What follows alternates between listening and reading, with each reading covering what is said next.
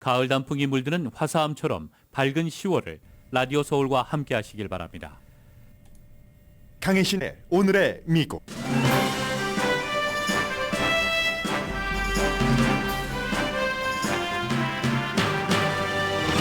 9월 미국의 일자리가 예상보다 거의 2배 큰 폭으로 성장했지만 시간당 임금은 크게 오르지 않았습니다. 일자리 성장에 따라 연방준비제도는 올해가 가기 전에 이자율을 올릴 가능성이 더욱 높아졌습니다. 주식시장은 나쁘게 반응합니다. 트럼프 전 대통령이 프리덤 코커스 초대 의장을 지낸 짐 조던 법사위원장을 하원 의장으로 공식 지지했습니다. 조던이 나의 완전하고 완벽한 공식 지지를 받았다고 선언했습니다. 트럼프 전 대통령은 퇴임하고 3개월 뒤에 미국의 예민한 핵 잠수함 정보를 호주의 억만장자에게 알려줬다고 ABC 방송이 보도해 파문입니다. 정보를 공유받은 호주인은 2019년도 오하이오주의 자신의 공장에 트럼프 전 대통령을 직접 초대해서 방문도 하게 한 앤서니 플래스로 그는 호주의 총리도 지냈습니다. 바이든 대통령은 멕시코 장벽 쌓기를 허용한 뒤 상상 이상의 반발에 해명하지만 별 소용이 없어 보입니다. 다만 텍사스주의 민주당 정치인들은 좋아합니다. 에릭 아담스 뉴욕시장은 멕시코에서 더 이상 뉴욕시에 서류 미비자들이 설 공간이 없다고 선언했습니다. 여론조사 결과 민주당은 70%가 코비드 예방접종을 받을 것이라고 답한 반면 공화당은 28%만이 접종을 받을 것이라고 답했습니다. 노벨 평화상은 감옥에 갇혀있는 이란의 여권운동가 나르게스 모함나디가 수상하게 됐습니다. 남편, 자녀, 자신의 자유를 다 내려놓고 이 상을 위해서 싸우고 있는 여성입니다. 여러분 안녕하십니까? 오늘의 미국 강예신입니다. 지금 텔레비전에서는 바이든 대통령이 이제 9월 달에 일자리 보고서에 대해서 지금부터 in any moment에 연설을 한다 이렇게 돼 있는데 당연히 이제 일자리가 많이 창출됐다는 것은 바이든 대통령으로서 내가 경제를 잘해서 그런다 하고 이제 한마디 하려고 지금 기자회견을 준비를 하고 있겠죠. 그러나 또 이 부분은 국민들로 볼 때는 뭐 소비자들로도 괜찮을 수 있습니다. 일자리가 많다는 얘기니까. 인플레이션을 잡기 위한 연방준비제도로서는 굉장히 골치 아프고 그리고 소비자들도 또 한 번 이자율 인상을 올해가 가기 전에 있을 것이다 하는 것이 더욱 강해졌다 이렇게 생각하시면 될 것 같고요. 이 부분은 잠시 뒤에 전해드리겠는데 네, 주식시장 많이 내려가다가 지금은 또 엄청 많이 올라가고 있네요. 이게 뭔 일인지는 또 제가 여러분들 광고 들으시는 동안에 조금 전문가들의 얘기를 들어서 전해드리겠습니다.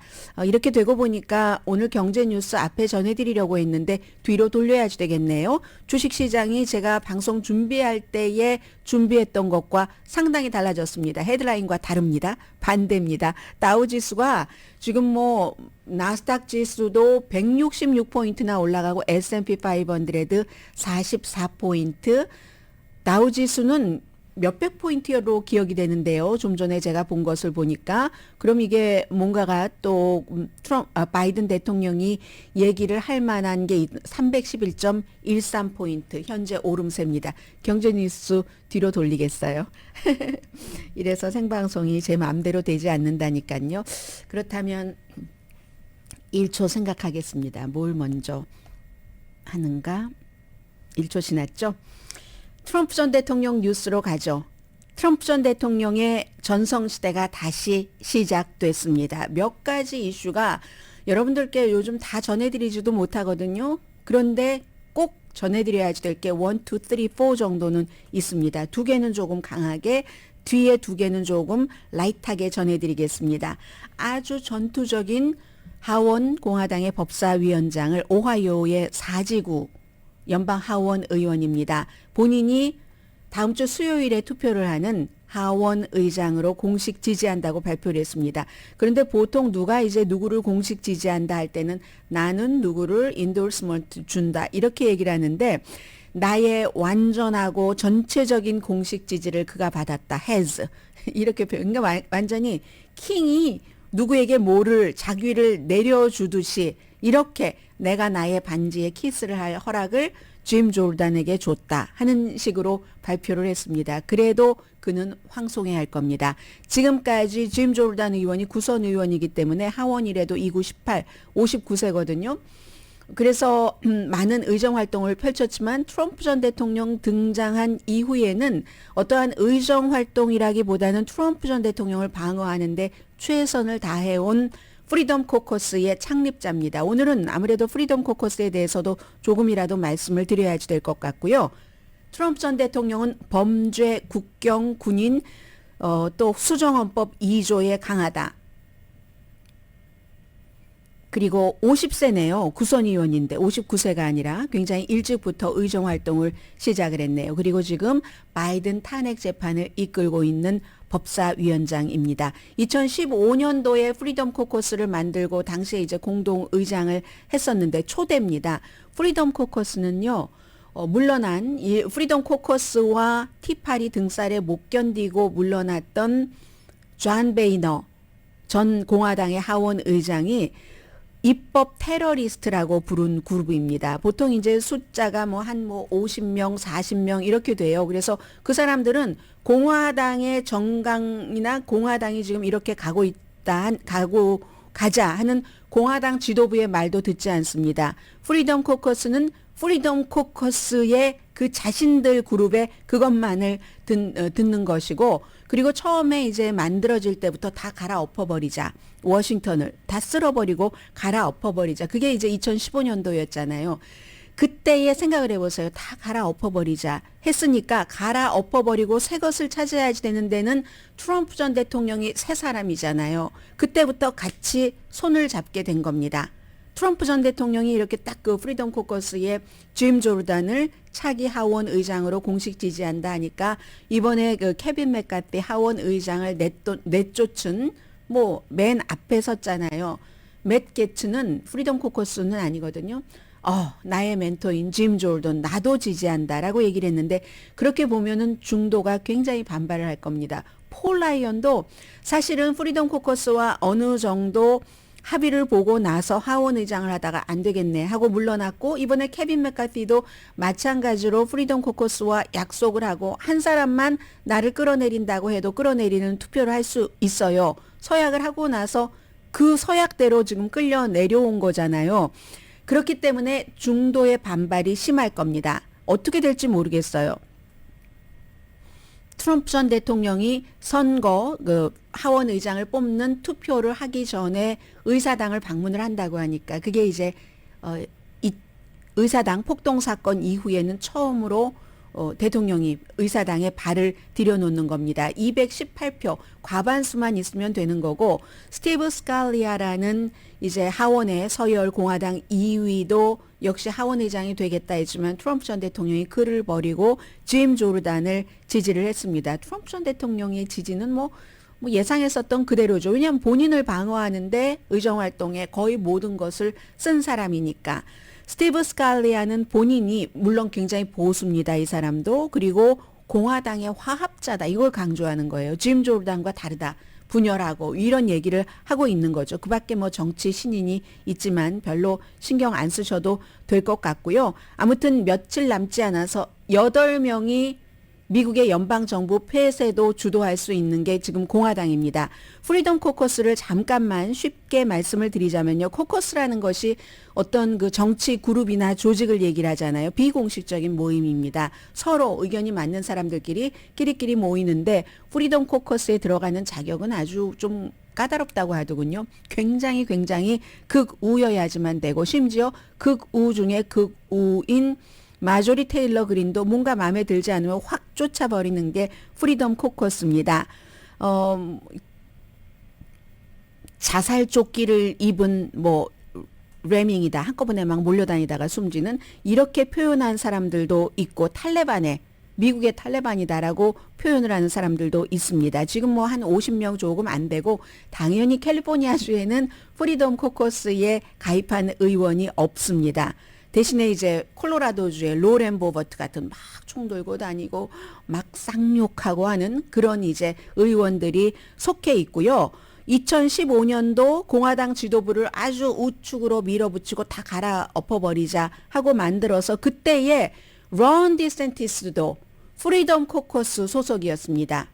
2015년이니까 역사가 긴 건 아니에요. 짐 조르단, 론 디센티스, 그리고 트럼프 전 대통령의 마지막 비서실장을 했던 마크 메도우스도 당시에 하원 의원이었기 때문에 같이 그런 거고, 공화당 지도부도 안 따르고 이민에 대해서는 굉장히 강하고요. 재정적으로 작은 그 정부 어포머티브 케어 액트를 없애려고 10번 이상 시도를 했고, 연방 정부 문 닫아도 좋다 하는 게 프리덤 코커스입니다. 킹메이커이기도 하죠. 케빈 메카티 15번이나 투표를 해서 하원 의장으로 만들어줬고, 존 베이너를 물러나게 했고, 폴 라이언도 뭐 만들어줬다가 물러나게 했고, 그래서 존 베이너가 하원 의장에서 이 사람들 때문에 못하게 했어 하고 물러날 때 뭐라고 했냐면, 물러날 때는 점잖게 넣었기 때문에 그때까지만 하더라도 아무 말도 하지 않았죠. 몇 년 뒤에 베니티 페어라는 잡지가 무슨 좀 정치 중심은 아니지만 정치에 굉장히 강합니다. 베니티 페어와 인터뷰를 하면서 프리덤 코커스는 본인들이 어떤 일을 하는지 모른다. 반대하는 것만 말할 수 있다. 무정부주의자다. 이렇게 존 베이너 하원 의장이 본인의 당인 그 공화당에서 나온 프리덤 코커스에 대해서 얘기를 했습니다. 완전한 혼돈을 원하고 무너뜨리고 다시 시작하기를 원한다 해서 이제 트럼프를 세우자 해서 트럼프를 세웠고, 트럼프를 끝까지 방어하고, 그때부터는 트럼프 등장부터는 입법보다는 트럼프 방어에 신경을 쓴 거고, 이제 그런 정도가 프리덤 코커스다라고 생각을 하시면 되겠습니다. 공화당이 지금 다수당이기는 하지만 의석 차이가 민주당과 많이 나지 않잖아요. 이럴 때는 이제 프리덤 코커스 같은 곳이 굉장히 힘을 받는 거죠. 공화당이 다수당이긴 하지만 약한 다수당일 때 그 같은 그 초대 멤버면서 초대 의장이었던 짐 조르단은 연방 정부 폐쇄하자고 할 겁니다. 11월 17일에 분명히 모든 것 다 받아들이지 않으면 협상은 없다. 그리고 민주주의의 기본은 공화당과 민주당 양당이 협상하는 건데, 협상이 무슨 필요 있냐. 우리가 원하는 것만 다 내놔라. 이렇게 갈 겁니다. 이게 지금 오늘 아침에 가장 중요한 뉴스고요. 트럼프 전 대통령과 연관된 두 번째 중요한 뉴스는 어젯밤에 ABC 방송이 보도를 하고, ABC와 뉴욕타임즈가 같이 교류를 한 것 같아요. 뉴욕타임즈가 ABC와 함께 다른 매체보다는 자세히 보도를 했는데, 지금 잭 스미스 특별검사가 트럼프 전 대통령이 백악관에서 기밀 서류를 가지고 나가고 돌려달라고 관계기관이 요청하는데 그 거들떠도 보지도 않고 백악관에서 나간 뒤 3개월 뒤인 4월 달에 마랄라고에서, 그 마랄라고의 멤버면서 전에 호주 총리였고 사업가고 억만장자고 미국의 공장도 가지고 있는 마랄라고 멤버입니다. 그 사람에게, 앤서니 그 프렛이라는 사람에게, 호주와 미국이 이제 이런 연관이 있잖아요. 그리고 최근에 바이든 행정부 들어와서 호주와 뭐 잠수함 기술 이런 여러 가지 있었죠.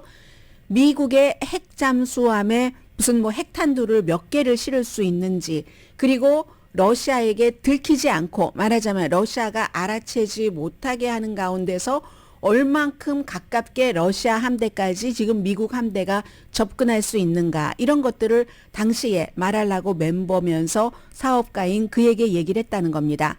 그러면 그 뒤에는 또 누가 알게 됐는가? 이 사람이 몇 분 뒤에 사람들에게 그 마랄라고에 가서, 마랄라고에서 했었던 일이니까요. 자신의 회사 직원, 오하이오에 회사가 있습니다.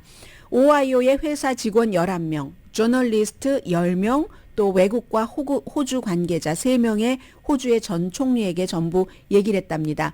그래서 당시에는 이제 트럼프의 그 말하려고 직원들이 듣고 깜짝 놀랐는데, 이 호주의 전 총리면서 사업가가 특별검사에게 얘기를 한 게 아니라 그 사람에게 그 같은 스토리를 들은 사람들이 잭 스미스 특별검사에게 얘기를 해서, 이미 특별검사를 위해서 일하고 있는 연방 수사국 요원과 검사들이 적어도 올해 2번이나 이 호주의 억만장자를 인터뷰를 했다는 겁니다. 앤서니 플랫을 지금 인터뷰를 했다는 거고요. 그래서 또 트럼프 전 대통령은 어떻게 얘기를 하는가? 아무 잘못 없다. 법에 따라서 적절히 행동했다. 그리고 이제 전에 호주 대사는 이게 이제 외교적인 문제로 번질 수도 있는 문제잖아요. 뭐 그 정도는 우리도 알고 있었던 것이다. 이렇게 얘기를 하고 있고 다만 그게 예민한 핵 기밀이었다는 거. 지금 잭 스미스가 40개의 기밀 서류 기밀 서류와 관련돼서 트럼프 전 대통령을 기소를 했잖아요.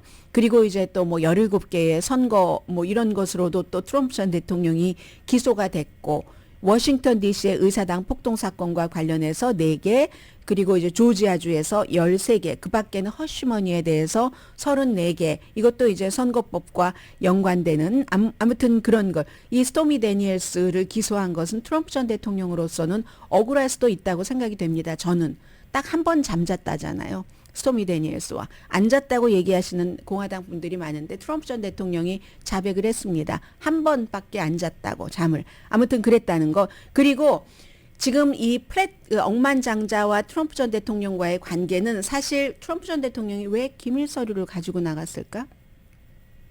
사업하던 사람이 정치 경험 없이 대통령을 할 때 나중에 무슨 문제가 될까? 그 취임식 하기 전부터 우려했었던 문제가 나오는 겁니다. 이 프레스지는 트럼프 전 대통령이 되고 난 뒤에 트럼프와 관계를 쌓았습니다. 2017년도에 마랄라고의 그 멤버십을 샀고요.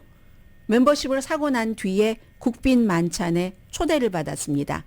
그리고 이 프레시 트럼프 전 대통령을 오하이오에 있는 자신의 공장 가운데 한 군데를 초대를 해서 지금 같이 그 공장에서 찍은 사진도 있거든요.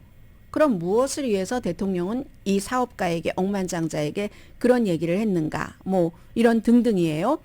그리고는 이제 또 트럼프 전 대통령이 너무 뭐가 많아서 그냥 짧게 2가지만 말씀을 드리겠습니다. 판사에게 연방선거 전복 사건 혐의 기각 요청, 의사당 폭동 사건 선거를 뒤집으려고 했다는 것을 기각해달라. 이건 왜냐하면 대통령으로서의 면책 특권이다. 대통령이기 때문에 2020년 선거 결과에 의문을 표하는 것 대통령의 직무이기도 하다. 연방선거가 정말 깨끗하다 하는 것을 보장하려는 시도이기도 하다라고 얘기하면서 기각해달라고 했습니다. 판사가 어떤 결정을 내릴지는 아직 모릅니다. 여기에 대해서 그를 기소한 잭 스미스 특별검사는 맞다. 트럼프 전 대통령도 모든 미국 사람과 마찬가지로 선거에 대해서 공개적으로 말할 권리가 있다. 심지어 선거 동안 부정선거가 있었다고 거짓으로라도 주장할 권리도 있다고 인정을 했습니다. 이겼다고 주장할 권리도 있다고 했습니다. 그러나 트럼프 전 대통령은 한계를 넘었다는 겁니다. 그 같은 주장을 할 한계를 넘어서 이 한계를 넘은 레드라인은 무엇인가? 합법적인 투표 결과를 무시하고 선거 결과를 뒤집으려는 불법적인 수단을 사용한 시도. 이게 의사당 폭동 사건과 관련된 트럼프 전 대통령의 선거 결과를 뒤집으려는 시도라는 얘기입니다. 그래서 이제 기소장은 재임하기 위해서 다시 대통령을 하기 위해서 그 같은 불법적인 시도를 했다는 거고요. 또 하나는 저도 예상하지 못했던 건데 요즘 예상하지 못했던 일이 너무 많아서요. 마이클 코엔 전에 10년 동안 본인의 변호사를 하면서 온갖 더러운 추잡한 일을 다 고쳐준 픽서 마이클 코엔에 대해서 4월 달에 트럼프 전 대통령이 소송을 했습니다. 5억 달러 손해배상 일종의 소송을 했는데 뭐냐면 그런데 이게 법정 진술 데포지션이 다음 주에 하기로 돼 있거든요. 데포지션 하기 며칠 전에 이걸 아예 그냥 자발적으로 취하해 버렸습니다. 마이클 코엔이 취하해달라 하지도 않았는데 아마 그 당시에 소송을 했을 때는 스토미 데니엘스라는 포르노 배우에게 돈 주고 잠잤다는 것 입막음하려는 이 모든 것을 픽서 마이클 코엔이 다 그 입막음을 했으니까 거기에 관해서 돈이 주고 받고 했었던 모든 것들을 마이클 코엔이 증언을 하기로 돼 있거든요. 증인입니다. 그러니까 아마 그 증언을 막기 위해서 협박하기 위해서 4월 달에 그러한 고소를 한 것이 아닌가 전문가들은 그렇게 보고 있는데 갑자기 취하했습니다. 여러 가지 이유가 있겠지만 그만큼 트럼프 전 대통령은 기본적으로는 관계를 맺은 사람과 좋게 끝나는 경우가 거의 없습니다. 모든 장관들 처음에는 무슨 그 에너지 회사의 CEO였던 뭐 렉스 틸러슨 같은 사람이 에너지 회사 CEO인데 왜 국무장관에 임명을 합니까? 그 밖에도 많은 사람들 법무장관도 한 명이 아니라 두 명 다 국방장관 등등등등 좋게 끝나는 사람이 없습니다. 그런 것이 하나가 있고 이 마이클 코엔과 마찬가지로 그리고 또 하나는 트럼프 전 대통령 캠프가 지금 자신의 법적 소송과 캠페인 이 두 가지를 하기에는 너무너무 시간이 없습니다. 법적인 그 소송 때문에. 그런데 더 중요한 건 그럼에도 불구하고 트럼프 전 대통령을 지지하는 사람들은 트럼프가 위대하다라고 얘기를 하고 있거든요. 그래서 많은 분들이 이런 얘기를 합니다. 그럼에도 불구하고 왜 트럼프 전 대통령을 지지하는 사람이 반이나 되느냐. 트럼프가 그만큼 일을 잘하기 때문이다라고 얘기를 하시지만 저는 거기에 동의하지 않습니다. 저는 그 부분에서 미국인에 대해서 실망을 합니다. 미국 사람들 수준이 이 정도로 후지구나.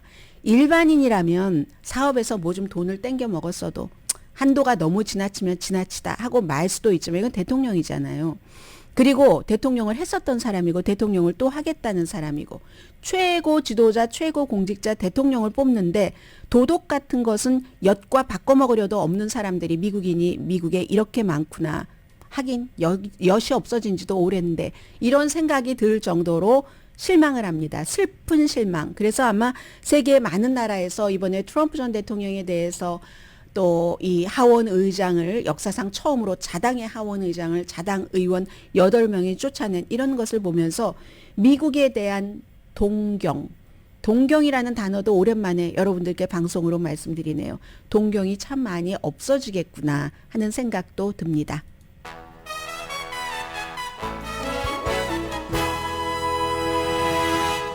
오늘의 미국은 전문가가 추천하는 이민법, 가정법 전문 재인정 종합법률사무소, 총 20억 달러 승소, 교통사고와 상해 전문 브라이언 타필라와 CG 변호사 그룹, 코지다운 갤럭시 이불은 잠이 솔솔 오게 하는 기능성 거위털 이불로 독일과 함께 생산합니다. 코지다운 갤럭시 이불 공동 후원입니다. 잠시 뒤에 뵙겠습니다. 잠시 뒤에는 가능하면 금요일이고 후반부로 가기 전에 한 사람의 인생을 좀 여러분들과 나누고 싶습니다. 우리 같으면 우린 정말 너무 편하게 산다. 아무리 내가 지금 어려운 일이 있어도 그런 생각을 하게 하는 사람이 있거든요. 잠시 뒤에 뵙겠습니다.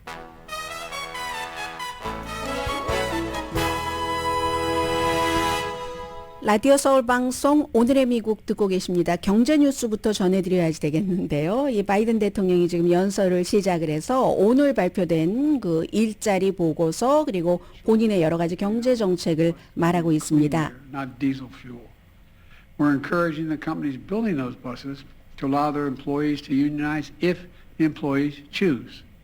네, 지금 이제 여러 군데서 뭐 카이저를 포함을 해서 자동차 회사에서도 그렇고 파업을 하고 있기 때문에 만약에 그 직원들이 원하면은 그 노조가 뭐 보장돼야지 되는 민주당 대통령으로서 하는 말이고요. 그 전에는 바이노믹스라는 본인의 경제 정책에 대해서 얘기를 하면서 한마디로 미국의 근로자들을 위한 정책이다. 그런 얘기도 했고요. 그리고 이제 제조업이 본인의 행정부에서 굉장히 그 활발해졌다는 것, 팬데믹 이전의 공급망과 지금의 공급망, 뭐 이런 것들도 많이 그 확립이 됐고, 공급망 같은 것도 미국 내에서 해결을 할 수 있도록 기간적인 시설 같은 것을 굉장히 본인이 많이 마련을 했다. 그리고 이제 이같이 좋은 일자리 보고서가 나오는 것이다라고 말하고 있습니다. I signed a strong bipartisan law where I shook hands with the former speaker, and we passed in the House and the Senate as well to cut spending by $1 trillion over the next 10 years. 네, 지금 이제 그 11월 17일이 끝나면은 다시 이제 예산안 같은 거, 지출안 같은 것을 협상을 해야지 되는데 이미 포머 하원 의장이라고 얘기를 하죠. 그렇게 이제 합의를 하고 한 내용에 따르면 앞으로 10년 동안 경제를 본인의 임기는 이미 그때 되면 끝납니다. 예를 들어 재선된다 할지라도 그래도 미국이 이제 장기적인 그림을 가지고 어떻게 하겠다는 줄일 부분 줄이고 또 투자할 부분 투자하고 하는 것에 대한 이제 전체적인 그림을 지금 얘기를 하고 있습니다. For small businesses, which are growing under our administration. 계속 홍보하는 거니까 이쯤 듣죠. 스몰 비즈니스도 본인의 행정부에서 굉장히 늘어났다는 얘기를 하고 있습니다. 경제 얘기를 먼저 말씀드리고요. 그리고 구제이라는 분께서 청취자께서 안녕 이렇게 얘기를 하시면서 몇 명의 강경파에 공화당이 휘둘리는 이유가 뭡니까? 이 얘기는 경제뉴스 전해드리고 나서 보도를 해드리겠습니다. 9월 달에 미국의 일자리가 예상보다 거의 2배가 큰 폭으로 성장을 했습니다. 예상은 17만 개였는데 실제는 33만 6천 개. 가장 크게 기대했었던 것도 완전히 눌러버린 거거든요. 33개월 연속 일자리가 늘어났습니다. 따라서 제일 중요한 것은 이제 앞으로 제가 쭉쭉쭉쭉 말씀을 드리고 제일 마지막에는 이자율이 올라갈 가능성이 더욱 높아졌다. 한 번 더 다음번 미팅에서 그런 얘기고요. 8월 달에 추정치도 수정됐습니다. 원래 18만 7천 개라고 했는데 22만 7천 개. 실업률은 예상하기는 3.7%였는데 3.8%. 많이 늘어난 곳은요. 레저 호텔 업계에서 9만 6천 개. 평균 매달 늘어나는 것보다 높았습니다. 정부가 7만 3천 개, 식품 서비스와 술집 6만 1천 개, 팬데믹 이전으로 돌아갔습니다. 술집, 식품 서비스, 식당 이런 곳이요. 그 밖에 이제 병원, 요양, 이런 그 주요 부분도 조금 높아졌는데 의료 부분은 전반적으로는 조금 내려간 것 같아요. 임금 성장이 중요한데 보통이었습니다. 한 달 전에 비해서는 0.2%가 올랐고 시간당 임금은 12개월 전보다는 4.2%가 높아졌습니다. 그런데 이 4.2%가 2021년 6월 이후에 1년 수치로는 가장 낮은 수치입니다. 지난달에는 연방준비제도가 이자율을 한번 그대로 뒀는데 그래서 지금 기준금리가 5.25에서 5.5%, 30년 모기지 이자율 거의 8%까지 갑니다. 8% 딱 치고 나면은 그 다음에는 또 어떠한 주식시장에 어려움이 올지는 모른다는 이런 예상들, 각오들은 조금 하고 있어요. 그런데도 고용시장의 탄성은 대단하고 제가 저 부분을 준비를 못했는데 왜 주식시장이 좋은가는 그 다음 섹션에 또 말씀드리기로 하고요.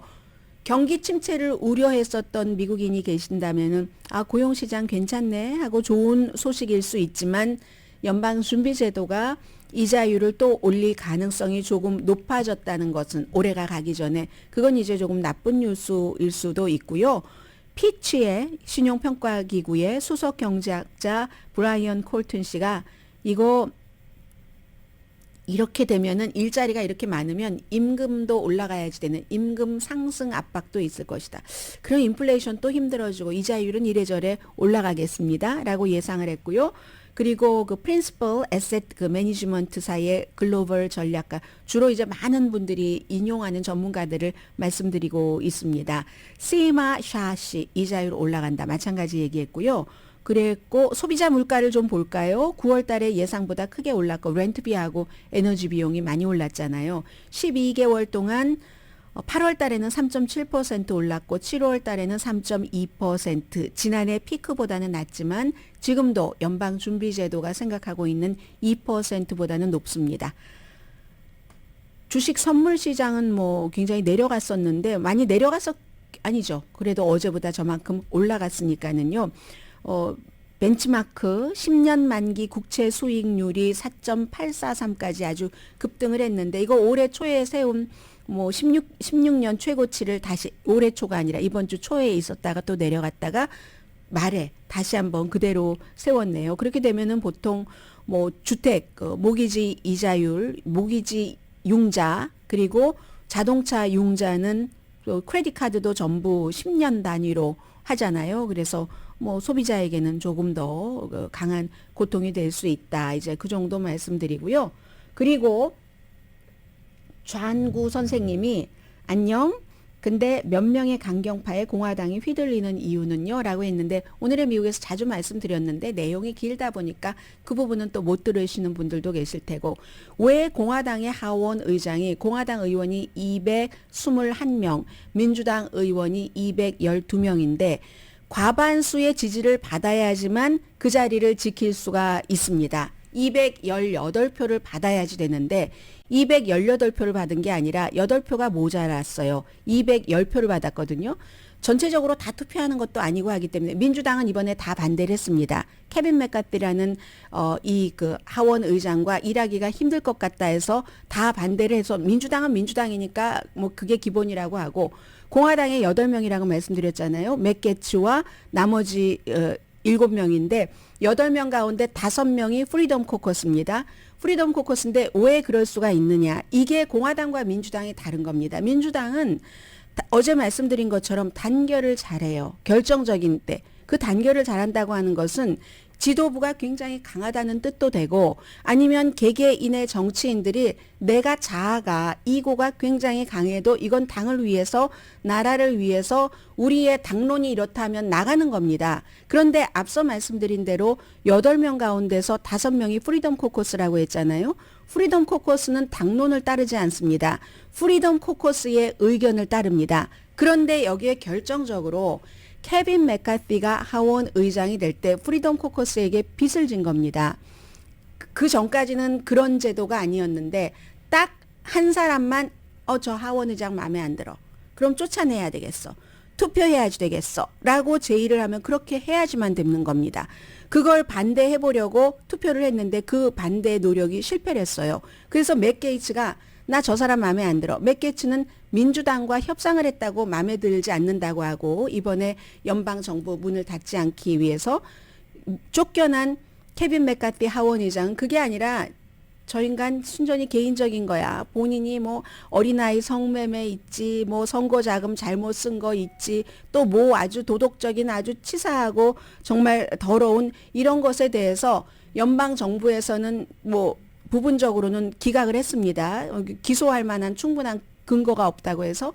그런데 하원 윤리위원회에서 조사하는 것을 하원 의장이 봐줄 수도 있는데 안 봐주고 조사하라고 했다고 해서 나에게 개인적인 감정을 가진 거야. 이렇게 이제 얘기를 하는 거고. 어쨌든 맥 게츠라는 한 사람만 저 사람 내쫓아 해도 그것을 투표할 수 있도록 케빈 맥카티 자체가 그것에 서약을 했어요.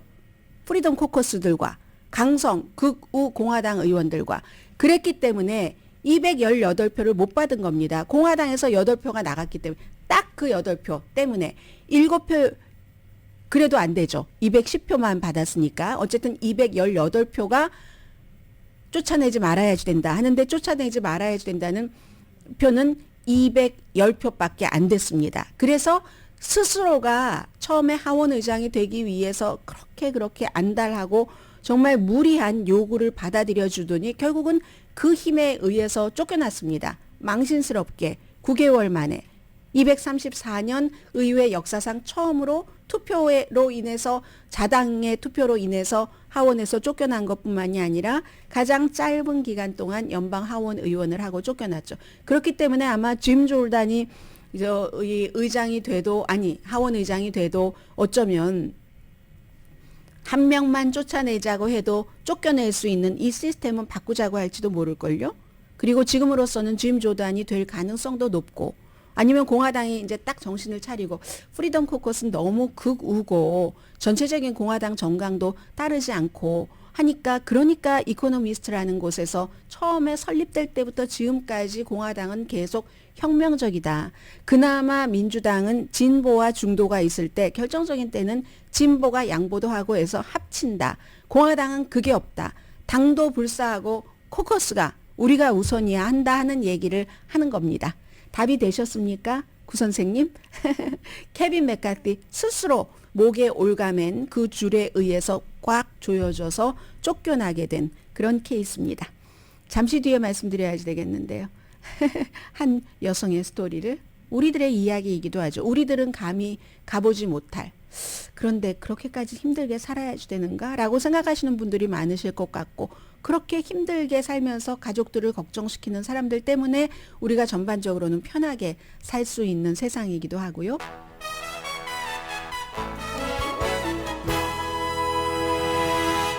라디오 서울 방송 오늘의 미국 듣고 계십니다. 어제 제가 깜빡 잊고 노벨 문학상을 말씀 안 드렸습니다. 이분은 뭐 주로 이제 노르웨이어로 많이 쓰시는데 뭐 사무엘 베게트의 비교가 되기도 하고요. 영어로도 뭐 소설 많이 번역이 된 노르웨이 작가 연 호세, 뭐 스타일 자체는 혁신적이라고 하고 주제 자체는 실존적이다. 반대와 반대가 겹쳤네요. 그래서 이제 뭐 영어권에서도 뭐 특히 이제 나이가 들어가는 예술가가 신에 대해서 뭐 알아가는, 생각하는 그런 과정, 뭐 시리즈로 돼 있는 그런 책이 유명하신 분이 어제 노벨 그 문학상을 받았고, 오늘 제가 말씀드릴 이분은 여성은 노벨 평화상입니다. 감옥에 갇혀 있는 이란의 여권 운동가인데 나르게이 모함나디 51살이십니다. 감옥 안에서도 이란을 변화시키려는 운동을 하신다고 하는데, 그런데 이제 저는 이분의 가족의 그 스토리를 보니까 6월 2일에 그 뉴욕타임즈에 전에 오랫동안 그 월스트리트저널에서 기자로 일했고, 전쟁이 터지면은 딱 그 전쟁 기자들 있잖아요. 여자분들이 그런 분들이 많아요. 그런 이란계 저널리스트가 이 여성에 대해서 그 프로필 쓴 것을 봤는데 그걸 오늘 많이 인용을 해드리겠고요. 올해의 노벨 평화상은 특히 뭐 볼로디미르 젤렌스키 우크라이나 대통령이라든가 많은 사람들이 후보에 올랐는데 된 겁니다. 뭐 259명 개인 92개의 단체 가운데서 이제 된 거거든요. 그래서 이분은 제가 우선 어떤 지금 일을 하고 있다, 감옥에서도 이런 것을 보여드리자면은 이란의 여성 압박이 굉장히 심하잖아요. 뭐 스카프를 쓰고 다니니 안 쓰고 다니니 해서 일요일에도 뭐 지하철에서 어떤 뭐 여성 경찰에게 소녀 16살 소녀죠. 뭐 스카프를 안 쓰고 있다가 서로 언쟁하다가 마치고 지금 다치고 혼수 상태잖아요. 그런데 그 당시에 어떤 그 비디오 테이프를 이란 정부가 공개하지 않고 그냥 본인의 건강 탓에 그렇게 됐다라고 얘기하고, 목격자들은 아니라고 하고 그런 이란 경찰과의 충돌에서 있었다고 하고, 그런 일이 있을 정도로 이란 여성들은 정말 그 인권을 굉장히 유린당하고 있는데, 이번에 그 노벨 그 평화상을 받은 나르게이 모함나니 이분이 이제 그런 운동을 하다가 뭐 지금도 10년 징역형을 받고 복역 중인데, 지난 30년 동안 이란 정부가 글쓰기, 활동 계속 처벌을 했습니다. 그리고 이분은 본인이 소중하다고 여기는 거의 모든 것을 다 뺏겼어요. 건강도 그렇죠. 우선 그리고 이런 그 운동을 하고 감옥에 들어가기 전에 엔지니어였습니다. 남편도 있어요. 쌍둥이도 있어요. 아이들을 지금 16살이 됐는데 안아본 거는 8년 전이라고 하거든요. 16살 알리와 키아나 목소리를 마지막으로 들은 것도 1년 전이라고 하고, 남편 그 타히 라흐마니 이분 이제 63세인데 작가고 아주 유명한 활동가예요. 이분도 이란에서 14년 동안 투옥됐다가, 이란 법도 그런 게 있던데요. 보니까 아이들이 어릴 때는 엄마와 아빠가 전부 감옥에 같이 있으면 안 되니까, 아빠도 물론 전에 투옥됐었지만 뭐 결혼하고 나서 결혼 1주년도 감옥에 있었고 했다고 해요. 지금은 이 아빠가 아이들 쌍둥이를 데리고 프랑스에서 망명해서 살고 있답니다. 그런데 이제 노벨 평화상을 받은 이 여성이 본인이 그 견디고 지금 살아가고 있는 고통, 상실이 있잖아요. 남편과 아이들 등등. 그런데도 계속 이란의 변화를 추진하려는 결심이 흐트러지지 않는다는 겁니다. 4월 달에 이란의 감옥이 또 악명 높잖아요. 그런데도 저널리스트들은 그 악명 높음을 더 뛰어넘습니다. 어떻게 하든지 그 내부 사람과 연결을 해서 또 인터뷰하고 나면 또 이 여성은 벌받고 하는데도 승인되지 않은 인터뷰를 뉴욕타임스가 했었어요. 그 당시에. 날마다 창가에 앉아서 뭐 어떤 뭐 바깥을 바라보면서 자유로운 이란을 꿈꾼다.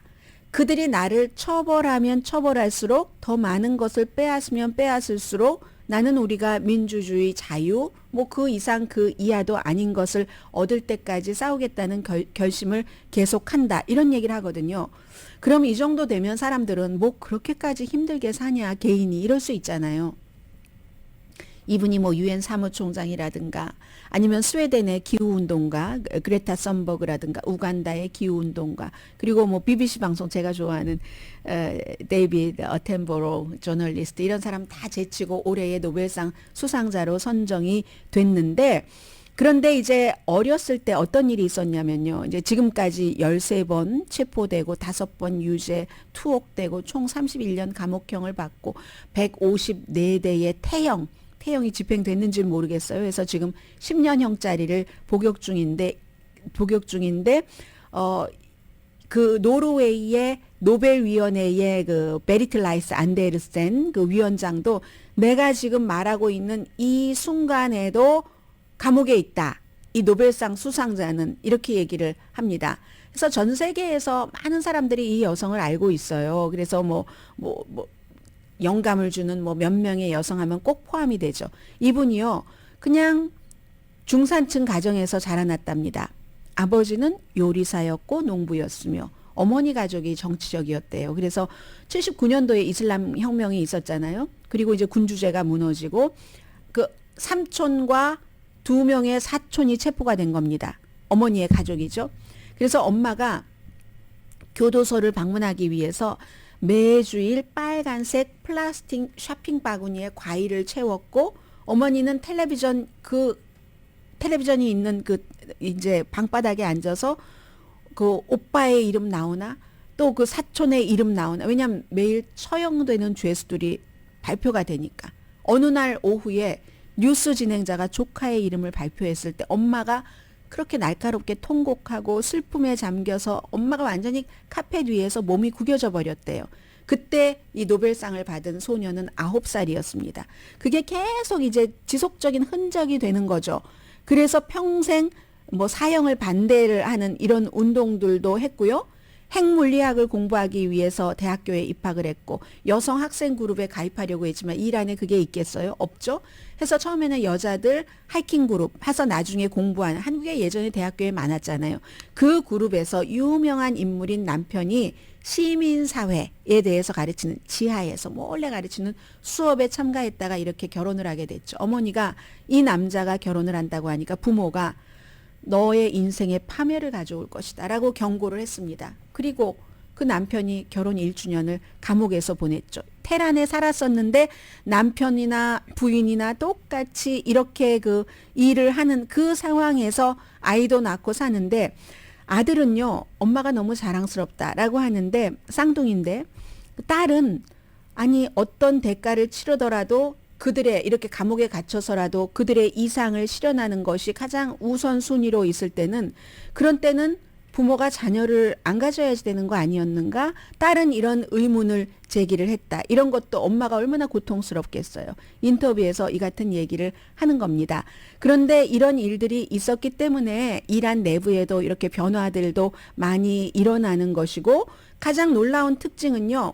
피해자가 되기를 거부한답니다. 친구들이 얘기를 하는 것. 그래서 감옥에 내가 오래 있어야지 된다면 감옥 안에서의 삶이라는 게 있잖아요. 거기도 의미가 있는 것이고 감옥 안에서도 모두 다 사랑하리 이런 것을 해야지 내가 이기고 사는 거라고 얘기를 합니다. 감옥의 벽이 아무리 높고 이거 6월 달에 그 뉴욕타임스 기자와 인터뷰한 것의 마지막 문장이에요. 감옥의 벽이 아무리 높고 그 벽이 너무 가까워서 나의 시야를 외부와의 시야를 완전히 차단한다 할지라도 나는 그 밖에 있는 지평선과 미래를 바라봐야지 됩니다. 이런 얘기를 한 50살의 이란의 감옥에 있는 나르게이 모함나디가 51살이네요. 노벨 평화상을 받았습니다. 노벨 평화상 여성으로서는 19번째입니다.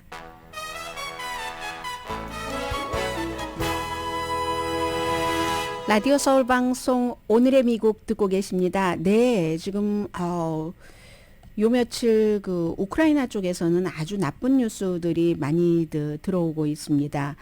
러시아 그 미사일 공격으로 동북부 마을 크로자라는 마을에서 51명이 숨졌는데 아이들이 많았다고 하고 카페와 그로서리 스토어였답니다. 젤렌스키 대통령은 당연히 이건 민간인에 대한 고의적인 공격이다. 어디인지 몰랐을 리가 없다라고 얘기를 하고 있고 러시아는 부인합니다. 미국 비난하고 리시 수낙 영국 총리는 러시아가 기꺼이 침묵하려는 그 타락의 길을 걷고 있다. 이 정도로 얘기를 하더군요. 오늘의 미국은 전문가가 추천하는 이민법, 가정법 전문 재인정 종합법률 사무소 총 20억 달러 승소, 교통사고와 상해 전문 브라이언 타필라와 CG 변호사 그룹, 코지다운 갤럭시 이불은 잠이 솔솔 오게 하는 기능성 거위털 이불로 독일과 함께 생산합니다. 코지다운 갤럭시 이불 공동 후원이었습니다. 10시에 좋은 아침, 좋은 하루 방송됩니다. 네, 주식시장은 보니까요, 그 채권 시장이 조금, 이거 너무 심한데 하고 좀 진정이 됐답니다. 그래서 채권 수익률이, 4.88에서 4.77로 내려가면서 주식시장이 조금 안정됐다 하는 거고요. 코비드-19을 조금 말씀드려야지 되는데, 코비드-19 이게 정당 소속 차이가 이 정도로 추가 접종을 받을지 말지를 결정하네요. 입소스라는 평이한 조사인데 71%의 공화당은 안 맞는다. 민주당은 70%가 맞는다. 무당파는 51%가 이미 맞았거나 맞을 계획이다. 그리고 나이와 교육 정도에 따라서 다른데 교육을 많이 받은 사람일수록 접종받고 나이가 많은 사람일수록 접종받는다 하는 게 코비드-19에 관한 여러 가지입니다. 주말이에요. 여러분들 해피하세요. 강혜신이었습니다.